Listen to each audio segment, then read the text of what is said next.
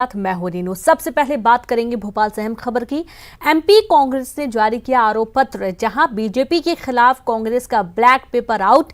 BJP के पहले 15 साल और हाल ही के 5 महीने के कार्यकाल पर कांग्रेस का ब्लैक पेपर जारी।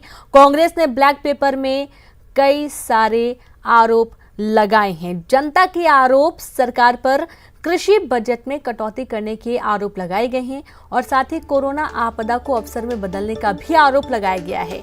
कांग्रेस पूरे प्रदेश में ब्लैक पेपर बांटेगी। बड़ी खबर, जहां कांग्रेस का ब्लैक पेपर आउट। वचन पत्र के बाद जारी किया ब्लैक पेपर, जिसमें बीजेपी के 15 साल और हाल ही के 5 महीनों में जो किया गया है, आपदा को अवसर में बदलने का आरोप लगाया गया है ब्लैक पेपर के माध्यम से।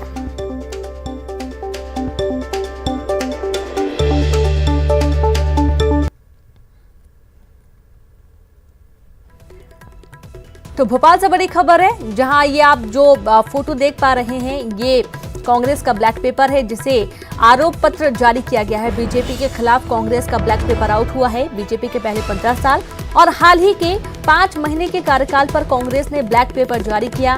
कांग्रेस ने ब्लैक पेपर में जनता के आरोप लगाए हैं, सरकार पर कृषि बजट में कटौती करने के आरोप लगाए हैं, कोरोना आपदा को अवसर में बदलने का आरोप लगाया गया है। कांग्रेस पूरे प्रदेश में बांटेगी ब्लैक पेपर और इसी दौरान कई सारे मुद्दे, चाहे वो कन्या विवाह को लेकर हो, बिजली की भारी बिल देने को लेकर हो, कोरोना काल को अवसर में बदलने का हो, ऐसे कई सारे गंभीर आरोप हैं जो कि कांग्रेस अब मौजूदा सरकार पर लगा रही है। न्यूज़ 18 एक्सक्लूसिव ये तस्वीर आपको दिखा रहे हैं, जिसमें कृषि बजट के साथ साथ जनता से जुड़े सीधे मुद्दों को लेकर सरकार पर आरोप लगाया गया है। कांग्रेस ने पूरे प्रदेश में ब्लैक पेपर बांटने का ऐलान किया और ये पूरे प्रदेश में और साथ ही जो 28 सीटों पर उपचुनाव होना है, वहां पर खासतौर पर प्रत्येक घर में ब्लैक पेपर बांटने का आरोप के लिए कहा गया है। और इसमें आरोप लगाए गए हैं बीजेपी पर, जो उन्होंने पिछले 15 साल और हाल ही के 5 महीनों में किया है।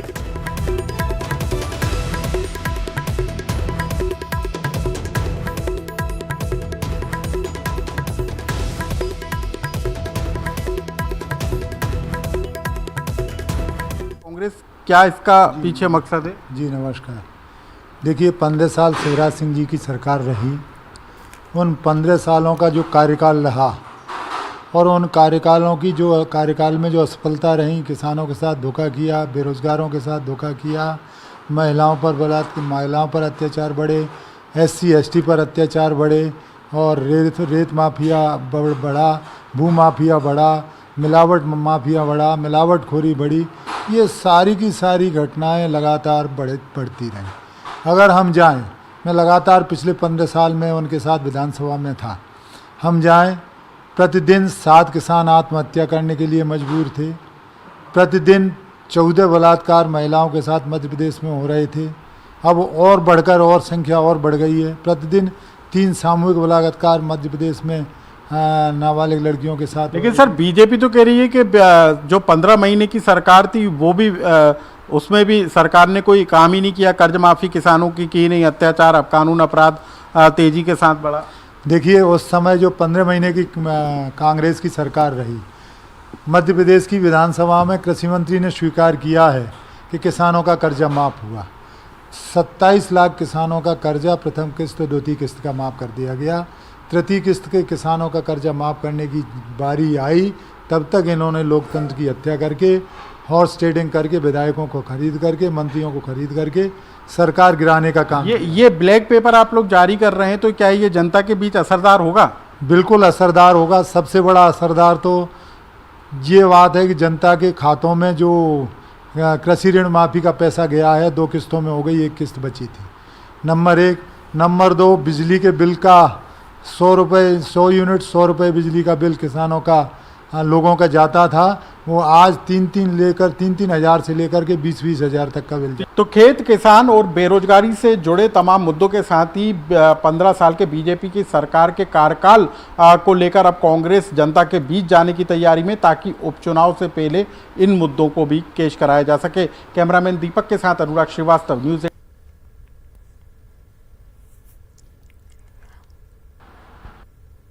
तो सुना आपने यहाँ पर कई सारे ऐसे बिंदु हैं जिनको गिनाया जा रहा है कांग्रेस की तरफ से। कांग्रेस ने जो ब्लैक पेपर आउट किया है इसमें बीजेपी के जो 15 साल का कार्यकाल था और साथ ही हाल ही में जो 5 महीने का कार्यकाल है, इस दौरान तमाम आरोप लगाए जा रहे हैं जो जनता से सीधे जुड़े हुए हैं। और ज्यादा जानकारी के साथ संवाददाता अनुराग जुड़ गए हैं।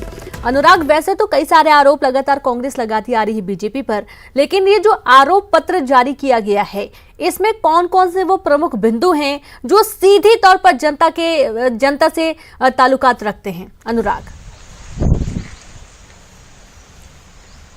देखिए, यदि इन आरोपों को हम देखें तो कोई इनमें नए आरोप नजर नहीं आ रहे, क्योंकि 2018 के विधानसभा के चुनाव में कांग्रेस पार्टी ने बीजेपी पर जो आरोप लगाए गए थे ज्यादातर वो ही आरोप हैं जो ब्लैक पेपर में जिन आरोप बिंदुओं को शामिल किया गया है उसमें पीएमटी घोटाला, व्यापम घोटाले को एक बार फिर उठाने की कोशिश की गई है। लेकिन इसके अलावा अब कांग्रेस पार्टी ने उन 15 सालों के कार्यकाल के अलावा बीते 5 महीनों के बीजेपी सरकार के शासन को लेकर भी जो है कई बिंदु शामिल किए, जिसमें किसानों से जुड़े हुए कृषि बजट को कम करने का आरोप एक तरीके से कांग्रेस ने लगाया और कहा है कि जो किसानों को के लिए जो योजनाएं शुरू की गई थी वो सरकार ने बंद करने का काम किया है। कई योजनाओं का बजट जीरो घोषित कर दिया गया है जो सीधे किसानों को प्रभावित करने वाला। इसके अलावा सिंचाई से लेकर बिजली कटौती के मुद्दे को भी उठाया है और साथ ही बिजली बिलों को लेकर भी कांग्रेस ने बीजेपी सरकार को घेरने की कोशिश की है, क्योंकि यदि हम पिछली सरकार के फैसले पर नजर डालें तो 100 यूनिट में 100 रुपए का बिजली का बिल देने का ऐलान पिछली सरकार ने किया था। और लेकिन अभी जो शिकायतें निकल कर आ रही हैं वो बिजली बिलों को लेकर आ रही हैं। इसी कारण से कांग्रेस को लगता है कि शायद बिजली बिलों के जरिए बीजेपी सरकार की घेराबंदी की जा सकती है। इसके अलावा कोरोना काल में जिस तरीके के हालात बने हैं उसको भी कांग्रेस कहीं ना कहीं बीजेपी पर निशाना कसती हुई नजर आ रही है। बिल्कुल आपको रोकना चाहूंगी अनुराग, यहाँ पर हमारे साथ बीजेपी प्रवक्ता आशीष अग्रवाल जी जुड़ गए हैं। आशीष जी, आप कांग्रेस ने आरोप पत्र जारी किया है, ब्लैक पेपर आउट किया है और उसमें उन्होंने बीजेपी पर कई सारे आरोप लगाए हैं। उनका ये कहना है कृषि बजट में कटौती की गई है और साथ ही कोरोना आपदा को अवसर में बदला गया है। पूरे प्रदेश में कांग्रेस ये ब्लैक पेपर बांटने जा रही है, क्या कहेंगे आप इस पर? देखिए, कांग्रेस की नीयत काली, और ये काला जो पेपर जो ला रहे हैं ना, वो अगर अपनी 15 माह की सरकार को लेके ले आते और जनता से माफी मांग लेते तो शायद ज्यादा असरदार होता। सूर्य की रोशनी के आगे आंख बंद करके खड़े हो जाने से अंधेरा नहीं हो जाता। अगर 15 साल की बात करते हैं तो आंकड़ों पे आए। 15 साल पहले जब हमें मध्य प्रदेश मिला था बंटाधार युग में, तो एक कहावत चलती थी कि चारों ओर अंधेरा है और चौकीदार लुटेरा है। उस समय बिजली नहीं आती थी, उस समय सड़कों में गड्ढे या गड्ढों में सड़क, यही लोग नहीं समझ पाते थे।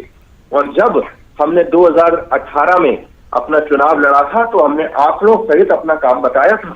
उस समय मध्य प्रदेश का जो बजट था वो 2003-04 में मात्र 20,000 करोड़ था। वो 10 गुना बढ़ाकर हमने 2 लाख करोड़ किया। उस समय जो मध्य प्रदेश की जो जीडीपी थी वो 1 लाख करोड़ होती थी, जो हम 2018 में 7 लाख करोड़ करके गए। प्रति व्यक्ति जो आय में जो हमने बढ़ोतरी की वो 5 गुना थी। हमने जीडीपी जो कृषि की बढ़ाई वो 20% तक बढ़ाई। उसके बाद जो कभी सिंचित रकबा 60 लाख हेक्टेयर होता था 40 लाख हेक्टेयर किया। और इस तरीके की अनेक आंकड़े मैं आपके सामने रख सकता हूँ और रखे हैं। और जन सरोकार की जो योजनाएं माननीय शिवराज जी के नेतृत्व में उन 15 सालों में चली, उसको तो पूरे देश और विश्व में सराहा। आप देखिए, कृषि कर्मण्य पुरस्कार हमें मिले, उसके बाद लाडली लक्ष्मी योजना और एक ऐसी योजना संबल योजना जिसमें व्यक्ति के जन्म से लेकर मृत्यु तक के प्रावधान हो। तो कांग्रेस आईना दिखाने से पहले स्वयं आईना देखे। और मैं बार बार कहता हूं कि कांग्रेस भ्रम फैलाने की राजनीति करती है और मैं बड़ा स्वागत करता हूं कि कांग्रेस आंकड़ों पर आए, विकास आशीष जी, कांग्रेस भ्रम फैलाने की राजनीति करती है, लेकिन आपको क्या लगता है ये जो आरोप पत्र है जो बांटा जाना है तमाम वो 28 सीटों पर जहां उपचुनाव होने हैं, कितना प्रभाव ये डाल पाएगा? क्योंकि जब 2018 में विधानसभा चुनाव हुए थे तब भी ऐसे ही ढेर सारे आरोप लगाए गए थे और उसके बाद कांग्रेस जीत कर आई थी। देखिए, कांग्रेस सबसे पहले जीत कर नहीं आई थी। कांग्रेस थोड़ी सी सीटों में हमसे ज्यादा थी, उसको बहुमत नहीं मिला था। कांग्रेस का ये जो अधिक सीटों का जो एक आधार था वो मुख्य 2 वादे थे। 10 दिन में किसान कर्ज माफी और 4,000 रुपए बेरोजगारों को भत्ता, जो दोनों ही पूरे नहीं हो सके। और कांग्रेसियों ने क्या किया, रेत नीति बनाई, शराब नीति बनाई, तबादला नीति बनाई और अपने घर भरे। और दूसरी बात, ये लोग जो कोरोना को लेके जो एक भ्रम फैला रहे हैं, तो सबसे पहले जरा महाराष्ट्र और इनके द्वारा जो शासित प्रदेश हैं, उन्होंने कोरोना के मामले में क्या किया है वो आप पूरा देश जानता है।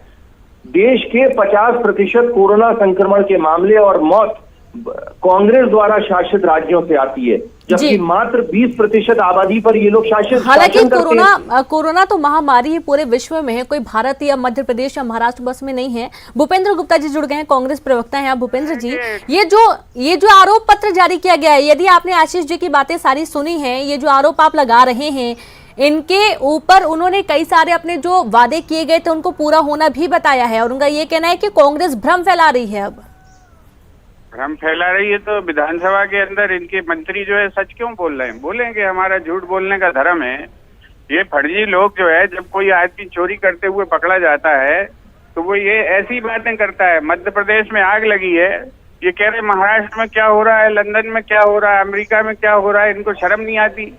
जहाँ पर तुम कुर्सी पर बैठे हो, जहाँ पर जो है तुम्हें दायित्व तो सौंपा है प्रदेश की जनता का, जहाँ पर तुम्हें जिम्मेवार आदमी की तरह बैठना चाहिए, वहां पर आग लगी है और कह रहे हो साहब जो है महाराष्ट्र में बाल्टी नहीं है, उसमें तो पानी नहीं है। ये बेशर्म लोग इस तरह की बातें करते हैं। हमारे बुंदेलखंडी में एक कहावत है कि जब बेशर्म के पीठ के ऊपर जो है पेड़ उग आता है तो वो हर जगह कहता है कि हमें तो छाया हुई। ये इस तरह के बेशर्म लोग हैं। इनसे पूछें कि संबल क्या है? क्या संबल कोई ऐसी योजना है जिसमें जो है कमलनाथ जी का 100 रुपए का बिजली का बिल 5,000 में कन्वर्ट हो जाता है? इस तरह संबल दे रहे हो प्रदेश की जनता को कि लूट रहे हो तुम। जी आशीष जी, संबल योजना की अभी आपने बात की थी। आशीष जी, पूरी बात सुनने दीजिए। आपने 15 मिनट का उनका भाषण करवाया। अच्छा हाँ बोलिए, बात पूरी होने दीजिए। जी जी, ये कह रहे हैं किसानों का हमने कर्जे माफ नहीं किया।